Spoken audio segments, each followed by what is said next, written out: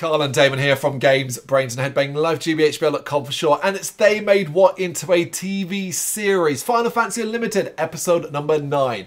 Oscha, the Endless Project.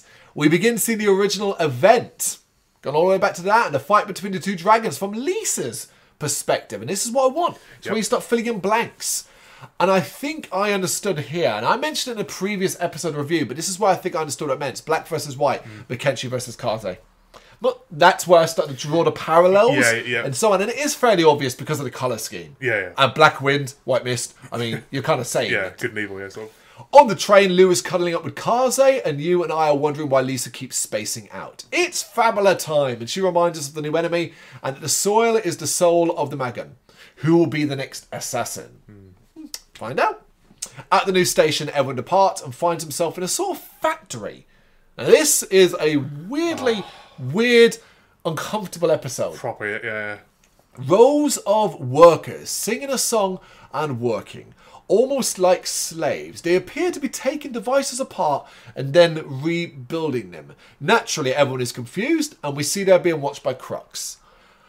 The Earl Tyrant is not happy that pieces of Omega haven't been found yet. He instructs his lords to search different areas of Wonderland, including putting Pist in charge of the oceans.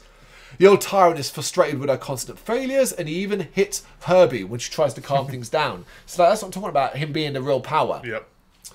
The old tyrant tells them that they can't come back until they find Omega, even McKenzie. Oscha tries to argue that it's an impossible task, but the tyrant explodes with anger. Before it can go any further, Crux whispers in his ear. Back to the factory. They realise the workers have found a way to survive by never not working. What the fuck? I know, but it's weird and mental and horrible. It's their songs like we work, yeah. Well, we're going to go further into this and the effect it has as well. As I tries to talk to one of them, but Lou points out that it's impossible, and she kind of likes it here. She feels like an outcast, and here because she could just belong. And I was a bit annoyed. I was like, look, haven't I, you and Lisa already told you that they accept her? Like, you've been accepted, yeah. We've done this every episode so far. Like, they insist you stay with them. They've seen you transform into your wolf. They like you, you know? And I realised, okay, there's a level of, okay, well, they might say they're comfortable with her, but is she comfortable? Is she comfortable? Yeah, absolutely. Kaze reacts suddenly and Chobi starts to squawk. Something is happening and Lisa notices the energy has changed. The workers are now doing something different, building a giant block. And then, when they finished, the work is over.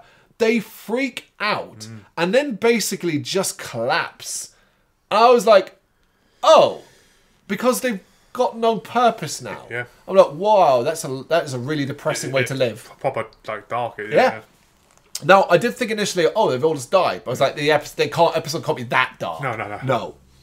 The big block starts to move, revealing that it's some sort of robot. A transformer. And not a friendly one either. It attacks and everyone runs and chases them down. Except Kaze, who eventually goes, oh yeah, me. Oh yeah, alright, I'll do it. I'll do it again. But his bullets bounce off it. And Oscha reveals himself. This is Oscha getting involved. Kaze shoots at him but doesn't do any damage. Ever noticed that Kaze's non-Magan summons are useless? Absolutely. I don't know why he bothers. Oscha introduces himself with one of the lords, and I demands to know why they won't leave them alone. Love that question. It's basically like, can you just leave us alone? Why do you keep doing this? Like, why are you after us for? Yeah, like, just, you do your thing. Oscha claims it's for the benefit of Wonderland, and they must bury the Destroyer. I was like, oh, that's Kaze, innit? They see Kaze as a threat for Wonderland, not necessarily them. It's like, I like the shades of grey that might be like, look, we're not really villains. We see him as the villain, you know? And to be fair, every time Kaze's fucking used Magan, he's caused a shit ton of destruction. The damage, Yeah. Unless it turns out Lisa's the destroyer. Well, who knows? Exactly, it probably IOU. Oh, well, yeah. Kaze demands to know what McKenzie is and insists that he must finish his business. Oscha points that McKenzie doesn't care about him, but Kaze notices the Magan move and starts the summoning process. Oscha, though, isn't too bothered and launches missiles. Lou stops him, though, allowing Kaze to activate Magan, and although Oscha seems more interested in what Magan can do actually against his robot, he says, well, alright, let's see what it can do against my robot, basically. Kaze brings forth Odin, and its power is enough to wreck the robot. Yeah. Obviously, we haven't. To be fair, we have not quite done the more basic Magun part in a couple of episodes. So I'm going to forgive it. Yeah. When the smoke clears, the robot lies in ruins, and Lou wonders where Kaze is. But a smaller version of the robot emerges. But in a bit of comedy, Chobi kicks it to death because it's a bit smaller, and then we get the classic victory fanfare. We only ever plays it when Chobi is involved. Yeah. Oscar has gone. The danger appears to be gone, and the workers revive, carrying on their work. Yeah, because that's a lovely, nice resolution, isn't it? Yeah. The other note is, and wonder if this will be all they ever do. Horrible. Lou says it's okay because they have purpose. And now she does too. Her purpose? Now, because I'm thinking, right? Yeah. This is why I laughed. I was like, her purpose is about to say, my purpose is being with you, helping you find your parents, and saving Wonderland. No. Her purpose is being with Kaze. I was like, oh. Yep. Yeah, she's got to that level of obsession. Obsession, yeah. In fact, she says her goodbyes so she can go after Kaze. Yep. And I was like, oh, okay. Right, all right. That's interesting. But I thought this could be a really fun thing.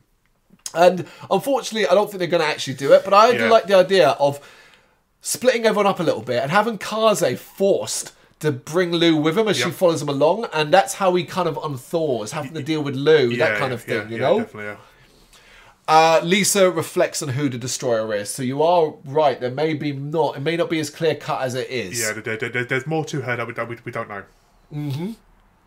And finally, Oscar reports to Earl Tyrant and talks to him about feeding chaos. And I just wrote, this guy is well sus now. I am proper suspecting Oscar, man. Because suddenly he's become a lot more in it. He was only really a background character. But now he's beginning to sort of speak up a little bit more here and there and so on.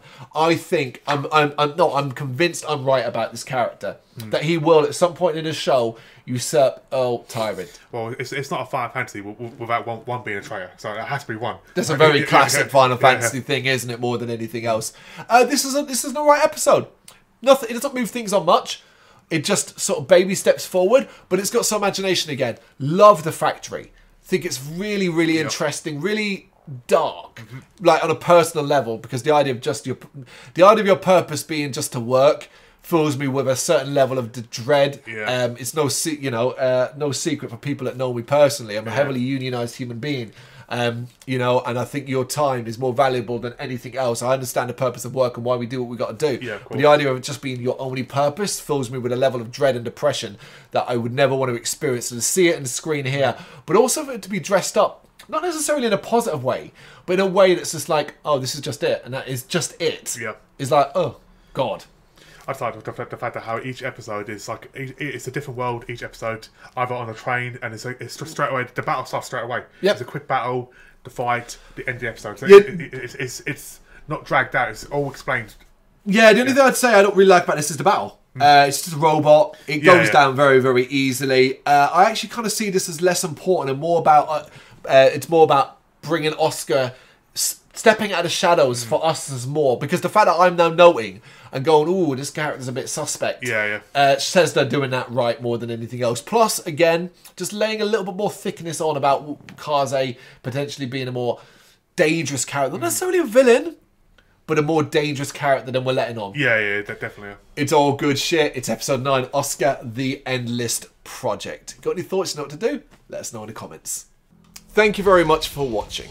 If you'd like to see more content like this, please consider hitting the subscribe button. It is gratefully appreciated.